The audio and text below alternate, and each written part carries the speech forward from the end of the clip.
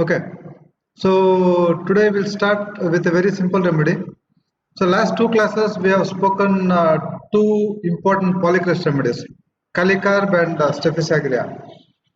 So next 40 minutes we will speak a very simple remedy, and we will enter this simple remedy or a small remedy through a concept. Okay, now looking at this image. Now, what does this image tell us?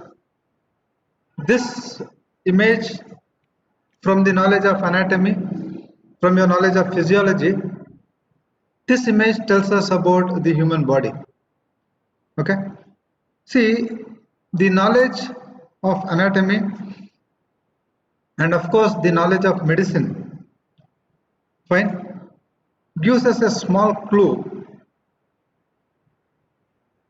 Tomorrow, when you start practicing in your clinic, and when you start reflecting the theoretical knowledge you have studied into practice, you'll understand that there are certain individuals or there are certain diseases which will have a pattern. For example, you might see a patient coming to you having a tendency for glandular affections. You'll be seeing that the presenting disease that is having and the diseases that is suffered in the past, they have an affinity towards glands. Similarly, you might see yet another individual, yet another patient coming to you, and you might have a tendency to develop hemorrhagic disorders. Okay, so now this is what you need to understand. So your knowledge of anatomy, your knowledge of medicine, now how you reflect this knowledge of anatomy and medicine in your future practice is very important.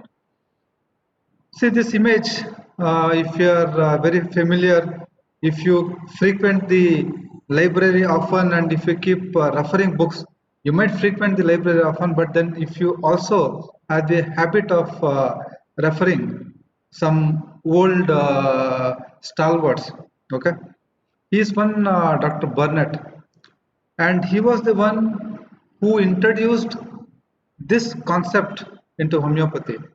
And what is this concept that Dr. Burnett introduced to homeopathy? I am trying to introduce to you people is there are certain individuals who have an acquired or they would have inherited a tendency to get a specific disease. Now this is, yes, absolutely right. This is what, yes, Ullas has got it right. This is what we call it as diathesis. Okay, so diathesis is nothing but it is an acquired or it can be an inherited tendency to get a specific disease or to get a particular disease.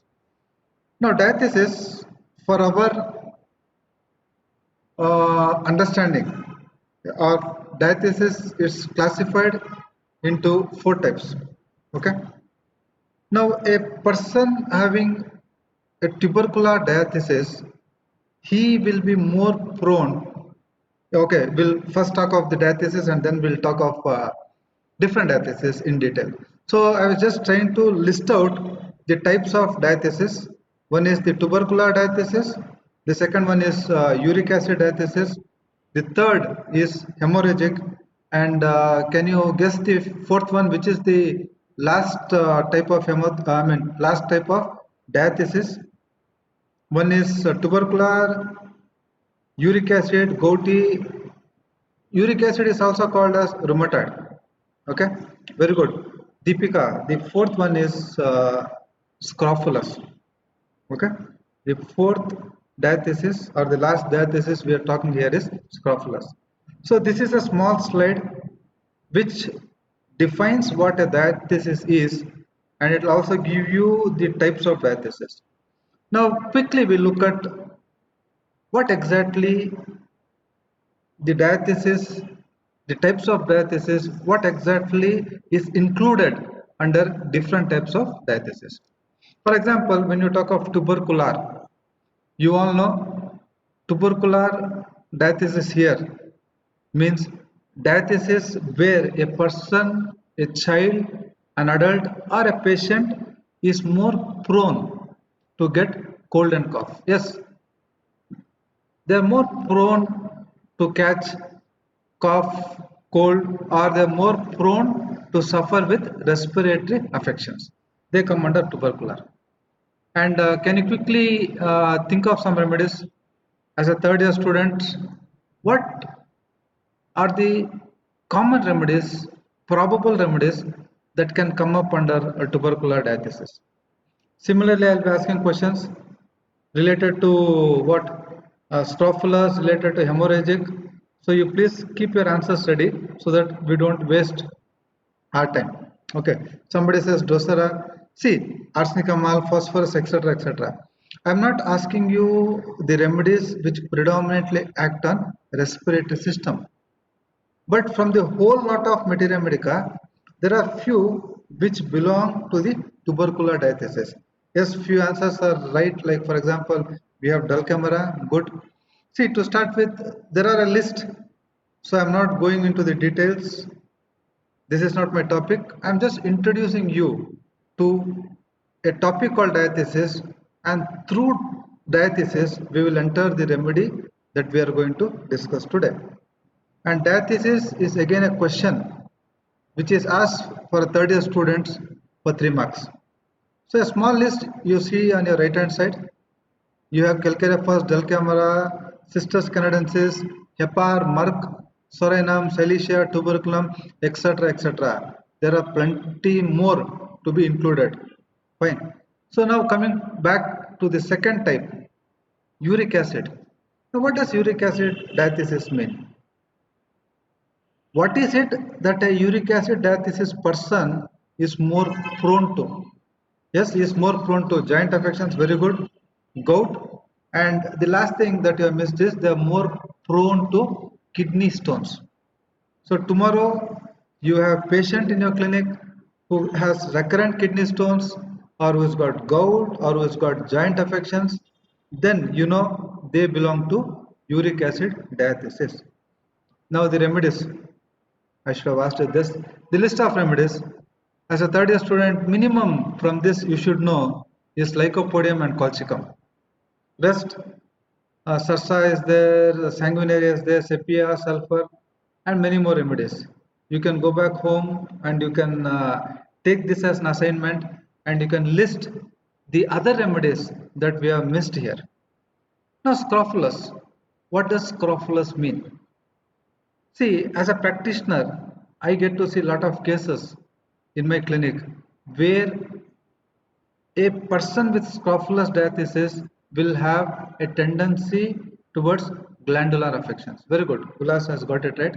So, a person, a patient who is prone more to have glandular affections, they come under scrofulous. Simple remedies, carbonimalis, conium, baryta, and the list goes on. The last is hemorrhagic. The word hemorrhagic tells you what exactly is this diathesis all about. So this is about a person having a tendency to develop or to produce hemorrhagic disorders. Very good, absolutely right. Hemorrhagic disorders.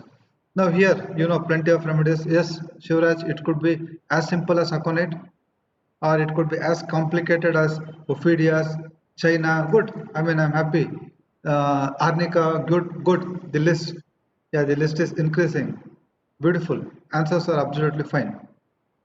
So I hope you got an idea what a diathesis is, what are all the types of diathesis, and what exactly you have in each diathesis, and few remedies. Now, if this is clear, we'll go to the next level. Now, what is that next level? I'm just sharing a small case from my practice. We had a lady aged around 44 years, and she's been complaining of excess menstrual flow which will last for 10 to 15 days, and this problem she's been having it for last few months. And in the past history, she also had bleeding through her nose, and she also had bleeding piles. Now, which diathesis does this particular lady belong to? So she is more prone to have hemorrhages. So this lady belongs to hemorrhagic diathesis. Good. So today we will discuss a remedy which has mainly hemorrhages. Fine. We will discuss a remedy which is clinically used for hemorrhages. Okay. Now this is the remedy that I will be discussing. From your pharmacy knowledge or from your Google knowledge, all these images taken from Google Images. So due credits and thanks to them, okay, so that the teaching becomes more interesting. Now, can somebody take a wild guess which is this remedy that we are going to discuss today? Okay, so the remedy that we are going to discuss is Thlaspi bursa, a very small remedy, and this remedy was introduced by Dr. Burnett, and you have beautiful literature where Dr. Burnett has contributed a lot of remedies. He generally talks of those small remedies, organ remedies. You have got beautiful books written by Dr. Burnett, and when you are free, please do refer it in your library. Today's focus will be on Thlaspi bursa. As you see, it's a plant, and there is also a doctrine of signature, and that's why Dr. Burnett says it's an organ remedy and it's a uterine remedy, because the wall of the plant ovary of Thlaspi bursa, it looks like the shape of the uterus. Okay, and you know, doctrine of signature was one of the important source of understanding, appreciating the medicinal properties during those times. Okay, so Dr. Burnett is given the credit for introducing and proving this great remedy. A small remedy, but clinically very useful. So we'll just see what or where exactly Thlaspi bursa is indicated. Now, before I talk to you about Thlaspi bursa, I hope I am clear. We started with diathesis, we defined, we spoke of types, we spoke of the remedies, and now we are talking of a remedy which is predominantly hemorrhagic. Not only hemorrhagic, Thlaspi bursa has a combination of hemorrhagic and uric acid diathesis. Okay, so predominantly this is a remedy which we use in our clinical practice to stop hemorrhages, to control hemorrhages. So next few minutes we'll try to understand from where or from which part you see hemorrhages in Thlaspi bursa. See, there are many remedies which are hemorrhagic, but mind you, each remedy again will have an affinity, again will have its own individualistic character, which part it produces. If at all it produces bleeding, what is the character of bleeding? All those things, they become very important for us. So Thlaspi bursa, if you just look at Thlaspi bursa, you will have hemorrhages, and to start with, I am going from head to toe. To start with, we have hemorrhages mainly from the nose. Now, the beauty of materia medica for a third year student is you'll be studying surgery, you'll also be studying OBG, and you'll have to link the knowledge. So, in your surgery, there is a topic called as epistaxis. Okay, I'll not define epistaxis and all that, but remember, Thlaspi can be a very good remedy for epistaxis. Tomorrow, you have a patient who comes to you with nose bleeding. Not every patient with nose bleeding we blindly think of Thlaspi. because it is against our homeopathic principles. Similia similibus curanter. So what you have to understand here is thalaspi in epistaxis will have its own characteristic symptoms. Only if you have those symptoms, then you can indicate thalaspi, then thalaspi bursa will cure that patient of epistaxis. Blindly, specifically, you can't give any Tom, Dick and Harry having epistaxis, you can't blindly prescribe thalaspi. So what are those symptoms that you have in thalaspi bursa? First thing you saw epistaxis. Epistaxis mainly during pregnancy. See, understand the symptom. Epistaxis will have different causes. Okay. Now in thalaspi, this pregnant lady never had epistaxis before, and first time she has been bleeding, and there are no contributing factors. For example, BP going high, nothing like that, or having a hemorrhagic disorder, nothing like that. All other parameters will be fine, and this lady will have epistaxis during pregnancy, and that too from her left nostril. See, these are the characteristic symptoms. I hope as a third year student, you understand the importance of all these things. You can't prescribe blindly a remedy without it being indicated. So thalaspi in epistaxis, it should be during pregnancy and it should be from the left nostril, one area. And the second thing, see, though we all boast about so many medicines in our homeopathic materia medica, see the beauty of thalaspi. This is the only remedy which has epistaxis after nasal operations. What do you understand from this statement? See, after a nasal surgery, there might be bleeding. I'm not talking of that. This patient never in his life had epistaxis. Okay? And you ask as a homeopath, since when you have bleeding from your nose? Sir, I never had, and recently I underwent a surgery. There was a polyp, there was some defect, DNS. These are all things you study in your surgery.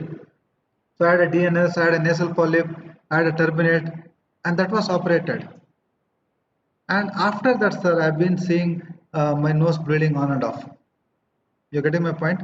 So this is where thalaspi gets indicated. Mind you, this is the only homeopathic remedy mentioned in your materia medica. Epistaxis after nasal operations. I hope I'm clear. Any questions from what very little I have spoken? From what little I have spoken, if there are any questions coming up or any area you feel you're confused, you want me to repeat, I'll be happy to do it. Fine? Okay, no questions. Good. Chalo, we'll move ahead. Where else?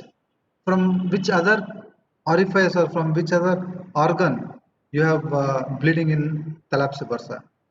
There can also be bleeding from the kidneys. Meaning, kidney related bleeding from kidneys means hemorrhages from kidney pathology. So what you see is there can be hematuria. So hemorrhages from kidney pathologies or hemorrhages from rectal pathology. You can also have bloody stools. So bleeding from nose, you don't have vomiting, you don't have hemoptysis in thalaspi. That's the reason I did not use the word bleeding from any orifice, which you have in trillium, which you have in phosphorus, and which you have in many other remedies. Specifically, thalaspi has bleeding from nostrils, from the kidneys, from the rectum. Okay. Now, very important area where Dr. Burnett, from his literature, if you read his literature, he has shared few cured cases with thalaspi bursa. And what he is trying to tell you here is, or what you understand from the original materia medicas, is that this is a very important remedy acting on the female reproductive system. Again, as a third year student, as a gynec student, a student who is studying gynecology, you should know that thalaspi will not act on the entire female reproductive system. See, this is a remedy which has a capacity to produce and capacity to cure mainly hemorrhages. Okay, so take a wild guess. Oh, sorry. Take a wild guess. What do you expect? What do you expect in Thlaspi? Female, what do you expect in Thlaspi? Can I have some quick inputs? Okay, it mainly acts on uterus. Good, absolutely fine. That's what we also understood from the doctrine of signature. Beautiful, good. So go ahead as a gynec student. Yes, Ayman rightly says it can cause uterine hemorrhages. Beautiful, good. Yeah, now you are coming to the track. Fine. So you can have metorrhagias, you can have DUBs, okay, you can have menstrual irregularities. Good. So what you have to understand here is there can be hemorrhages during pregnancy. So identify from your gynec knowledge which are all those conditions where a pregnant lady can bleed. Okay. So this will be a small assignment for you. Fine. Okay. Now the second thing is not only during pregnancy there can be bleeding. Now what we call it as postpartum hemorrhages. Somebody says antepartum hemorrhages. Good, agreed. APH and PPH, postpartum hemorrhages. So after labor, a lady can have bleeding, and bleeding can also come in Thlaspi patient after abortions. Hemorrhages after abortions, hemorrhages during delivery, hemorrhages after delivery, or hemorrhages during pregnancy. Now, whenever you are talking of a hemorrhagic remedy, as a homeopath, we also have to look at the character of hemorrhage. Is it venous or is it arterial? Venous will be passive, arterial will be active. In Thlaspi, you have more of passive hemorrhages, dark hemorrhages that will come up in the next slide, hemorrhages with violent uterine cramps. So a lady during menses, she might have violent uterine cramps, there might be colic, and there will be passing dark clotted blood. Every alternate months, the menstrual flow will be 2 excess. So how it is given in your textbooks? Metorrhagia every alternate month. Menses is very profuse. She hardly recovers from one period, one menstrual cycle, then the other begins. This is a commonest complaint many of the women patient tell us, especially with such things. Sir, I have hardly finished and see now again I have started. So the typical physiological thing, a cyclical thing, every 28 days may not be maintained due to certain diseases. So you can think of Thlaspi, okay, and it can also be a remedy for fibroid cancer. I have a clinical tip for you. See, Thlaspi is a partially proved remedy, okay. So what I might be wrong, but this is my experience. I'm talking from my experience. I'm open to corrections, but what I'm trying to tell you here is, see, a serious condition like cancer and fibroid, a simple remedy like Thlaspi will do no good.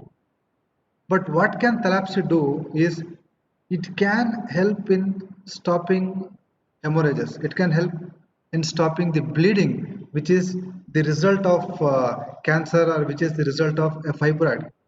But Thlaspi, from my clinical experience, I have not seen fibroid or cancer getting cured with Thlaspi. But it can act as a state remedy where it can arrest the bleeding, and it can't do something beyond that. So it can't dissolve or it can't cure cancer. It's a partially proved remedy, and it's a very superficial remedy. Okay. So hemorrhages, as I just described, they are dark, they are clotted, and a lady with all this will have severe pain in her back. Okay. So pain in back with hemorrhages from uterus is a concomitant. You can take it. So I hope you are clear. We are not typically going from head to toe. It's a partially proved remedy. The information we have is very limited. So from what information we have from the source book, I have referred Clark, I have referred Fatax Materia Medica, fine. You also have Boric, you also have Lotus, and from the repertory, I have taken this class. Information I've taken from those source books. Okay. So apart from the uterus, or apart from the hemorrhages, the hemorrhagic diathesis we were talking of, the second area is uric acid diathesis. So whenever we talk of uric acid diathesis, the organ that will be in focus will be the kidneys. Okay. So a simple remedy, it can also act on kidneys, it can act on the bladder, fine. It can act on the urethra. Now what will Thlaspi do acting on all these things?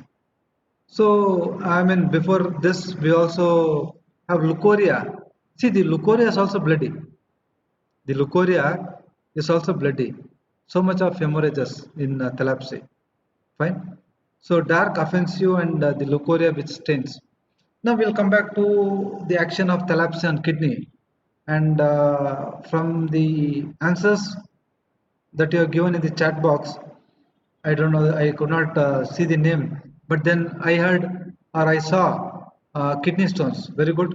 So few things you'll have in Thlaspi. One is a very good remedy for renal calculi, sedimentous urine. In the urine, you have sediments. Now, each remedy will have, it may have sediments, but then they will have their own characteristic sediments. In Thlaspi, the sediments you have will be more of brick dust sediments. What is it? Brick dust sediments.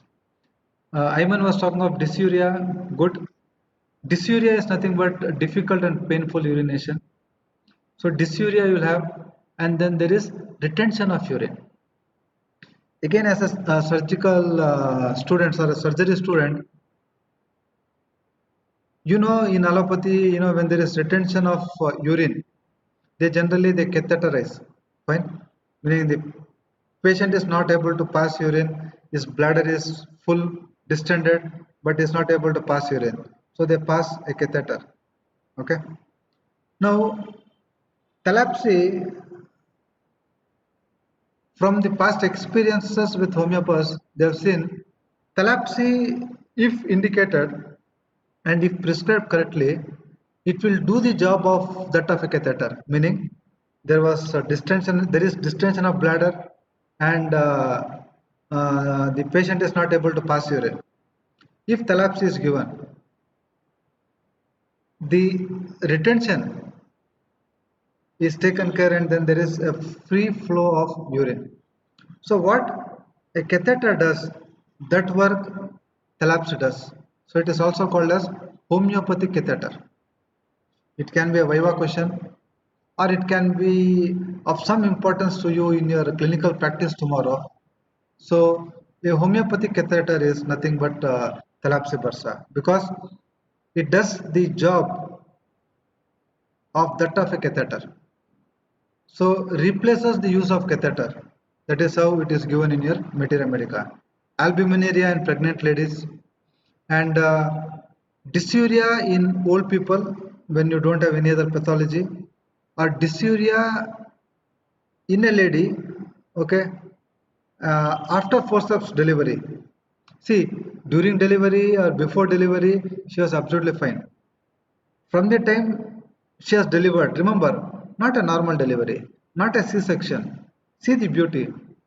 If it has to be, if you have to indicate Thlaspi here, it has to be a forceps delivery. So urine becomes painful, urine becomes difficult after a forceps delivery. The remedy is Thlaspi bursa. Okay. So which are the other remedies that you can think of for complaints after forceps delivery? You also have a remedy. Yes, belly spur. Okay, good. It's an injury remedy. So you also have a remedy like allium sipa. Simple and very good. Who is that? Padmini. Good. Allium sipa. Now what happens in allium sipa after forceps delivery? Good. I'm happy. you could recall Allium-Sipa. Now what happens in Allium-Sipa after forceps delivery? There will be phlebitis. So veins go into inflammation, and since when? Since forceps delivery. That is Allium-Sipa. Okay, fine. So two small areas we are focusing today. One will be the hemorrhages in general, and we have concentrated more on the uterus. And second area will be the kidneys, where we saw sedimentous urine, and on the urethra or on the bladder, chronic cystitis and retention of urine, and it will do the job of a catheter, This is very, very important. Okay. Now, what else you have in Thlaspi? They love buttermilk. Majjiga ante ನಾವು ನಮ್ಮ language ಅಲ್ಲಿ. So they love buttermilk, and there's a bad taste in the mouth. See, bad taste could be any bad taste. But here, the taste will be like a rotten eggs. When eggs are allowed to rot, and then you get a dirty smell, you get a bad smell. That is the smell you get from the patient's mouth. See, these are all very, very characteristic. Okay, and we have already discussed this is a remedy for hemorrhagic and uric acid diathesis. Now what aggravates? Every other month, especially the metorrhagia, fine, and what ameliorates? Bathing, dampness, and rapid movement. These are all few things that ameliorates. To sum up, before I close this class, to sum up, or a quick recap, what did we understand?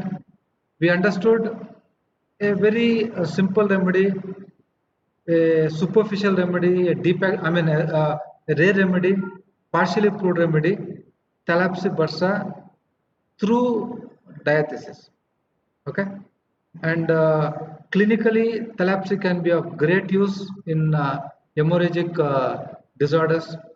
It can be used in epistaxis, metorrhagias, postpartum hemorrhage, antepartum hemorrhages. Okay, and it can also be used in kidney-related complaints, renal calculi, gout, uric acid diathesis. One can think of Thlaspi. Okay. Now, when you talk of comparisons, what remedies do you feel as a third year student? What are all the remedies that will come very close? See, comparisons will be fun when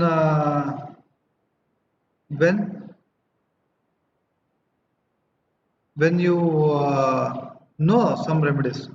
Okay, so what are all the remedies you want to think of here? What are all the remedies you want to compare here? Somebody is talking of arnica, very good. Yes. See, the hemorrhages, whether it is postpartum hemorrhage or after abortions, it's all dark and it is clotted.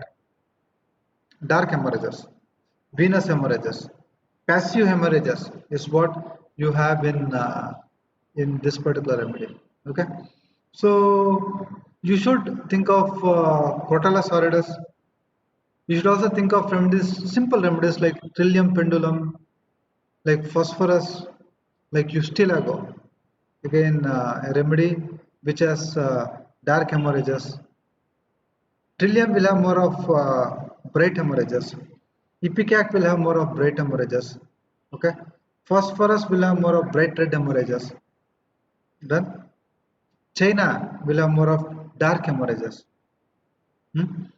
But each of these remedies that I just named, they will have its own characteristic symptoms when it comes to hemorrhages. Okay, so must be when time permits, we'll take these remedies in detail and we'll try to discuss. Okay, so any quick questions?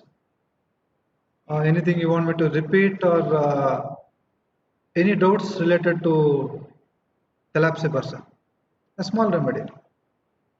Again, if you want, I'll repeat: hemorrhagic and uric acid diathesis. Two areas, Two organs you have to remember specifically will be kidneys and the uterus. See, mentals, you have got nothing much, a partially proved remedy, and the only mental symptom that I can recall in Thlaspi at present is they have a desire to walk fast. They have a sudden impulse, a sudden desire to walk fast. Okay, argentum is also impulsive remedy. Fine, argentum might have impulses to do lot of things, but here that sudden desire to fast, walk rapidly is the only mental symptom that I can recall in Thlaspi. Okay, yeah. Anything else? We'll close. Yeah, thank you for joining, and hopefully next Tuesday we will try exploring another important remedy. Thank you.